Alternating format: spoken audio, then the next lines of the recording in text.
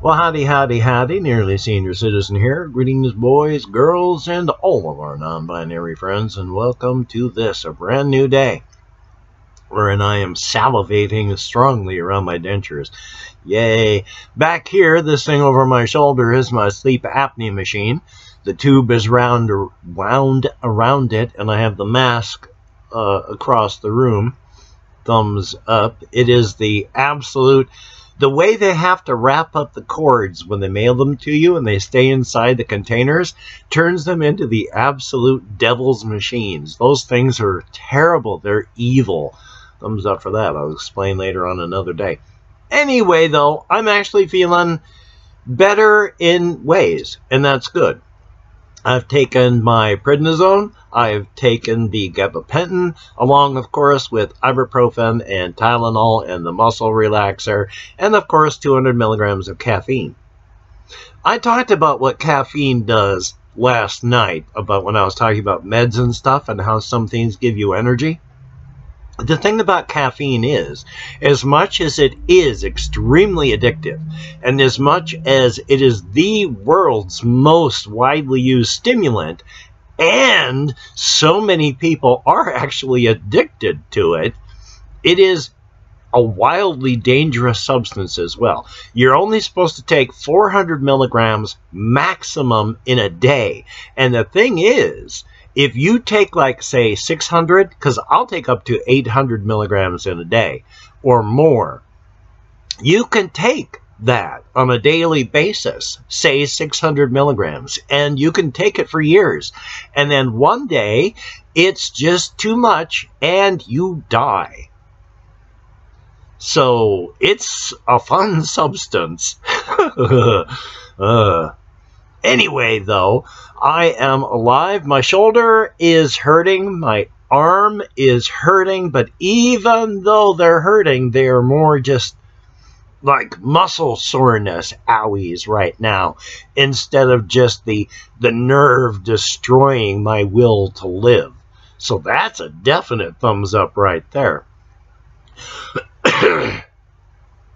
So that's a good thing. I am glad that it's less painful. It's not wonderful, it's not great, but it's better than it has been. So I'm not going to complain about that. Definitely cool. I slept. I took one Benadryl and I slept for 5-ish hours. It always takes me forever to fall asleep. But I managed to stay asleep until about 6. So, hey, a very good thing. And it is 7:56. I have therapy today, 9 o'clock, with another lying down like this day.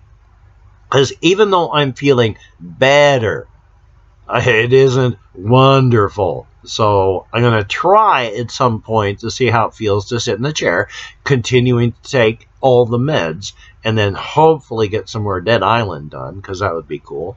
You know, better than just lying in bed all day.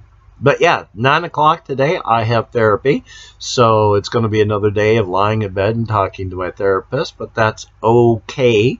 Definitely. Now, one of the things that I have been doing, there is a path that runs, well, when I walk to, say, Walmart, say, to pick up medications like I did yesterday, I have to walk from southern Shelton to downtown Shelton, and then downtown Shelton into northern Shelton, and then it's a shot to get up to Walmart and then back.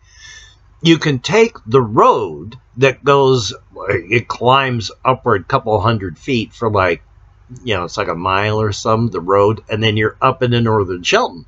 Or, alternately, you can climb into the road back behind the library, which is right where it starts climbing upward, and take the path back there. And it is an official city-maintained path, and even though it's falling apart, you know, it's still a good path to walk. I've done videos on it before. I'm going to do more because everything is in a transitional state. Everything changes. The path has changed slightly. The stream itself, you know, it continues to do things. And so I'm going to take my video camera out there again and record the walk one day. It's just going to have to wait until this is healed up here. But every time I've had to walk to the hospital or the Walmart and some, I go and I take that path.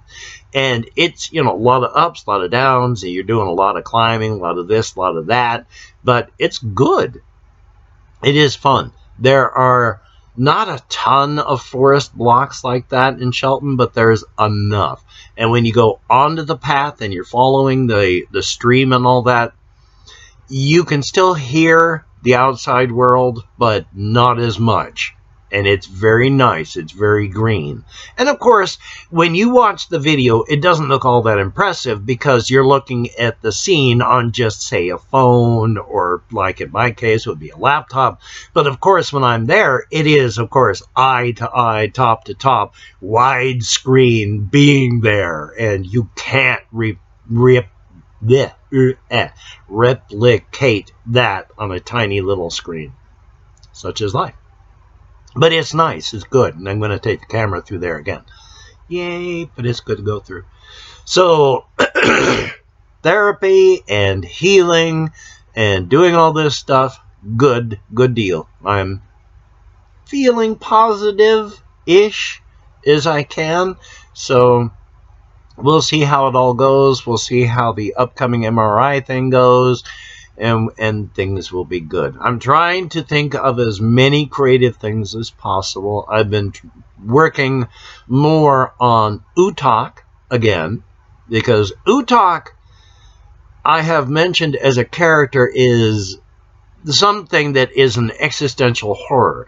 On the whole, you know, existential / cosmic horror being an object, a location, or a situation that we can't understand, that is simply existing or doing something in a fashion we can't comprehend, with little to no interest in human health or safety.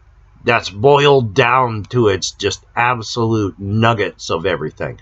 And Utok is something that we really can't understand. And they aren't evil because they don't really care about us, but they do feed on us. It's like we feed on shrimp out of the ocean. We don't have anything against shrimp. We just eat shrimp. Well, we are shrimp to Utok. Except at the same time, because we, as compared to the King in Crimson, you know, we're like dwarf hamsters to a human being, and the King in Crimson is like a dwarf hamster to a human being when compared to Utok. But when Utok is wearing the human body that they have created, and it's one of the, since all of the scientists and all of the security people were devoured by Utok, Utok can make any body that they have devoured. He's using, well, they are using the body of a early 50s, one of the scientists who was named Valen, or Val for short. And Utok feels very comfortable in that body. Doesn't really feel any great desire to change it, but likes it. It feels very, very comfortable to wear that one. But the Utok is also extremely aware of the effect this has because, well, they used to have a relationship, Valen did, with the King in Crimson. And so Utok is very aware of what having this body of Valen doing all of this stuff does to everybody that he speaks with, they speak with. And they don't care. That's just part of the torment, and they enjoy doing that. But they are not evil, even though they are vile. But I've been continuing to think of their relationship, and at some point, there is a situation where Utok is disturbed / offended by something that the King in Crimson does. Except that, as Utok, looking at it as Utok, they don't care. Only 1% of Utok's presence can go into the body that they are running, this body of Valen. They're only 1% of their total power and ability. And when they look at the King in Crimson in this situation, through that 1% and through Valen's eyes, that offends them, what the King did. But only when looking through those glasses.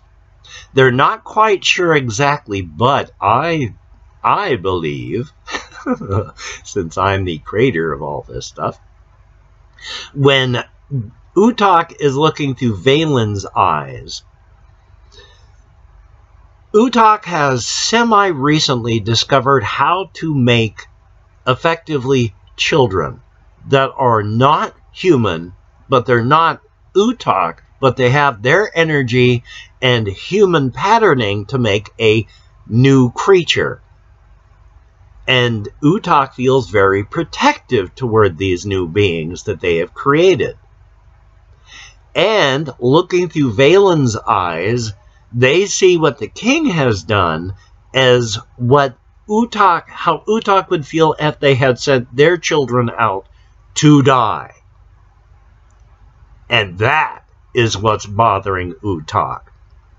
But this is the first time they've ever felt that, and they only feel it through the 1% of the body of Valen that they will run. And this, running through that tiny little brain, that tiny little mind, that tiny little body, they are just offended by what the king has accidentally done. And I'll speak on that on another day. So thumbs up on that. But still, I'm working on all this creative stuff. And again, Utok is vile. We would call Utok evil. Utok feeds on us in a most horrific fashion. But again, we're just shrimp to Utok. Utok doesn't care. It doesn't look upon us in any horrific fashion. It's just, we're food. Yay. So thumbs up on that. A lot more with Utok and the king and all that. So if you don't know what I'm talking about with the characters, if you haven't been around for a while, then of course it means nothing. But still doing my best to try and at least think creatively. And hopefully, I keep trying to speak and catalog this stuff all out so that it's in one piece. And one day I might do it. Yay. So, until we meet again, you take care. Have a great day today. I will see you on the flip side, and that is indeed a very good thing. Move my mouse to the stop recording button. Yay! Okie doke, you take care, and I'll either have just an update video or a Dead Island video, I hope, later today. So thumbs up, and I'll see you.